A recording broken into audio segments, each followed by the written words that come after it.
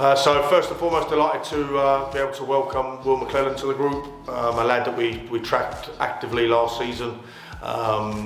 Sort of watched his performances, watched how things were sort of petering out with him, and delighted that we finally managed to get that one over the line. He's certainly going to bring a real different dimension to the way that we've defended. He loves heading the ball. I think he's won probably more contacts on his own against us than we've won all season. So he heads it, kicks it, tackles, and he can see a pass as well.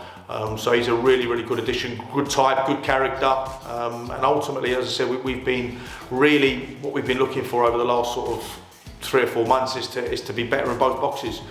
We certainly feel that Will brings that in an abundance in terms of his ability to defend. He'll put his head where it gets hurt, doesn't mind getting a whack on the head, which is good, is what we need.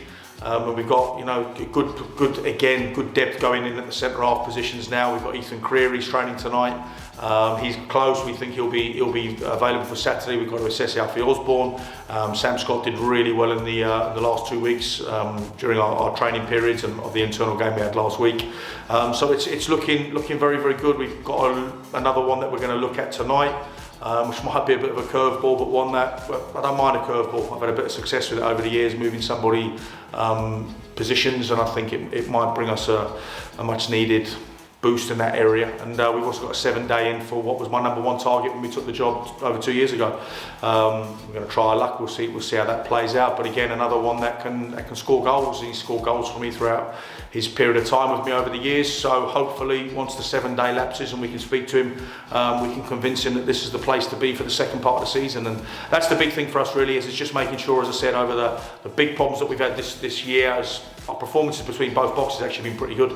If you look at our chances, if you look at our possession stats, if you look at all the statistical data that goes with it, it's been really good.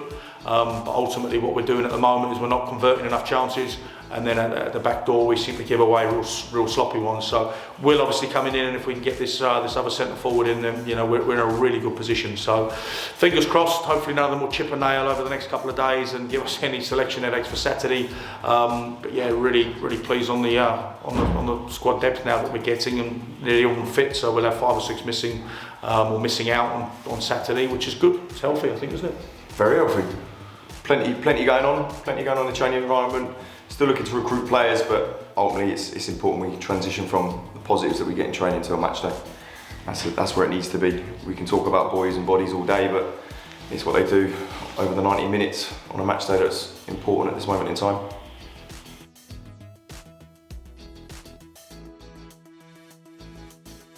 So obviously the last time we played Romania, had a bit of everything in the game. It was a game that they battered us probably for about 30-35 minutes of the first half. We got to grips with a bit of their shape, a bit of their rotations, the way that they were very fluid on the day.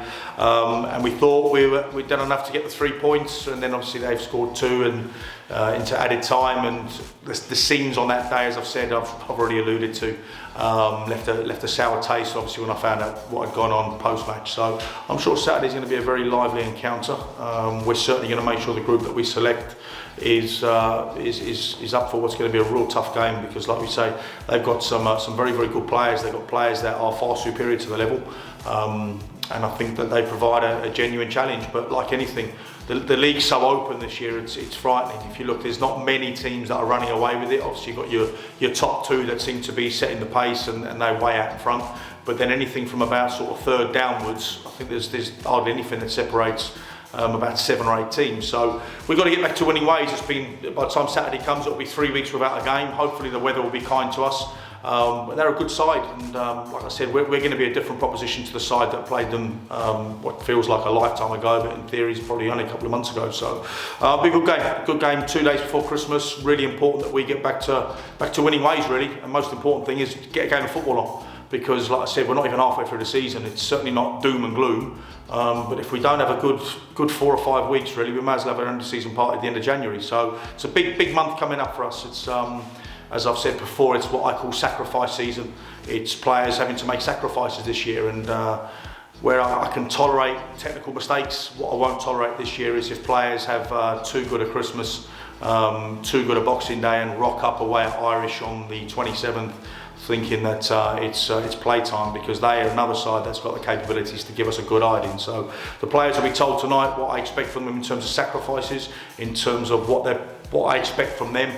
And as I said, I'll be falling out with players if they turn up with the wrong mindset on Wednesday 27th away at Irish. So start Saturday, got to get through Saturday, that's the most important thing. We've got a real tough 3 games coming up, and it's important that we get back to maximum points really. I think you highlighted there the next 3 games, it will show us where I suppose the second half of this season goes. We haven't managed to get a result against the 3 oppositions that we've got over the Christmas period.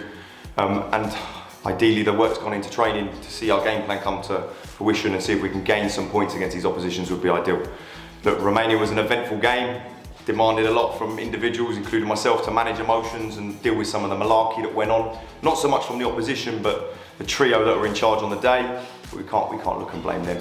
We should hold on to the results when we get the opportunity to. And that's been a little bit of detriment to us as late, where we drop points due to lapses in concentration or allowing emotions maybe to get the better of us and switching off. So it'd be nice to go down to Cheshunt to play Romania. It'll be a good test. It'll be interesting to see how we perform on the day, because that's all we're concerned with. If we put a good performance in, if we put a proper shift in, the results should go in our favour.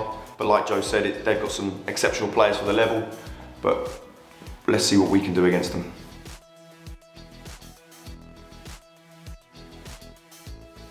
And then moving forward to Irish, we had an eventful start to the season over at their place in the cup game. Didn't quite go our way, but to be fair, when we reflect on it, the game was open to start with. We had more than 1 or 2 chances in the game to sort of take the lead, and then we let it run away from us. And it ran away pretty quickly once it did. So it's important that we go there and we put a good performance in against them. Irish, I mean, Terry Shreves has done a great job over at Irish. What we do know is they are a mobile side. They've got a real togetherness, and I think they've surprised everybody this year in terms of within the league. Maybe not surprised themselves, but they've done great so far. And big thing, like, go back to making sacrifices. And you know, as Dirk rightfully says, for the first few minutes we had a couple of really good opportunities on the FA Cup, but then I'll be honest with you, they absolutely battered us.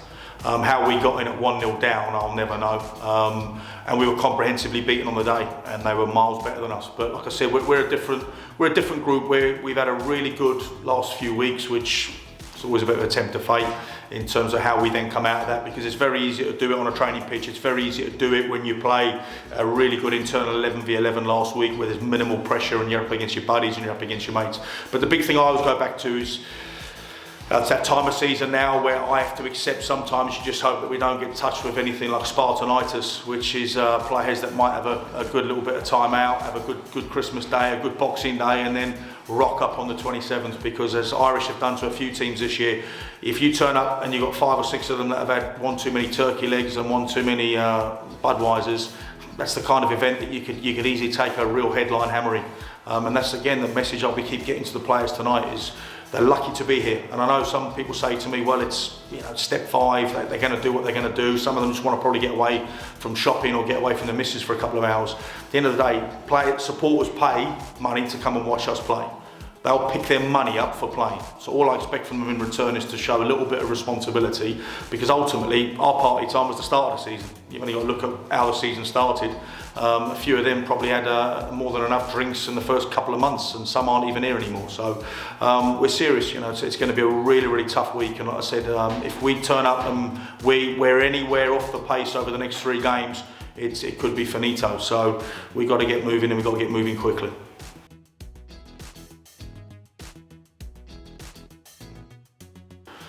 Yeah, I'm still hurt by that one. It was our last game. It's been a long 3 weeks. I was really frustrated with the outcome on that day. Like I said to our players, we've got no God-given right at all. They took a hiding against Sheffield in the week, which again I didn't see coming. But that's just the league, the way it is this year. Is you got some teams that turn up and they just chuck a stinker result in every now and then. What we do know is there's been a local derby again. It will be tenacious. There's a few ex-players that did really well against us in the previous game, and we didn't cover ourselves in glory. And the big one that I keep always alluding to at the moment is when we're on top of games, we have to put teams to the sword. We have to find that ruthlessness in both boxes. And I think too often our biggest problem's been is that we get 6, 7, 8 chances, and it's almost like you can see the script coming. You know that somewhere along the way we're going to hit a miscue, or the amount of times I've seen us this year when we've cleared a ball when it's ricocheted off the back of one of our teammates and it's gone straight into the path of an opposition player. So the kind of luck we're having, and I don't like alluding to luck too often at the moment. if we bought 99 tickets and a 100 ticket raffle, I don't even think we get second prize. That's how poor we've been at times in the real big moments of the game. And yeah, I'll be honest with you, it's given me the ump a little bit. So we'll be working hard tonight. I'm encouraged by what I've seen over the last 3 weeks, since we last had a game. But ultimately, talking's not done on camera. Talking's done tonight, talking's done on Saturday, talking's done on Wednesday, and talking's done on the 30th of December. And hopefully we won't be saying goodbye to too many come the 1st of January that have been touched with Spartanitis. Crawley looked nailed on the head, really, wasn't it? Yeah. Crawley was a tough one to take. Can't take anything away from Crawley, but on the day, I don't think neither team deserved the result. Both sides were poor, and we were the poorer one, and we got punished for it. And there was no excuses. Nice AstroTurf. We had a fit, quality group who just decided to not turn up. Whether it was, I don't believe it was a physical thing. I don't believe it was a technical thing. I think it was a personality thing. Yeah. I think they lack character. Maybe we didn't get them woolly gloves or a woolly hat to wear during the warm-up. I don't know, but we were soft. Yeah. We were soft, and Crawley took their chances, and they were good value for it, but it was a frustrating one. I don't even think we had much to say after the game. I probably didn't hurt till 3 days later. I sort of just took it on the chin and sort of looked and went, A lot of thinking time around that. And, well, I give the analogy to Anthony when I was discussing it. We were like a sparkler my 4-year-old son has smashed off a fence. There was a little sparkle, then there was a bit of wire and a dead fizzle, and really nothing to show, and then, oh, it's lit up again, and there's a sparkle again. And then it fizzled out again. An abused sparkler, that's what we look like. Yeah, unfortunately. But most importantly to all the supporters, have a great Christmas to everyone associated with the club, have a safe one. It's the most important thing this time of year. And we look forward to seeing you guys on Saturday. And for those that aren't going to be able to make the trip to Romania, look forward to hopefully seeing you against MK Irish away or Crawley Green at home, and start bringing some people some Christmas cheer. Or else next week I might dress up as the Grinch. So have a good one, and we'll see you on Saturday. Merry Christmas.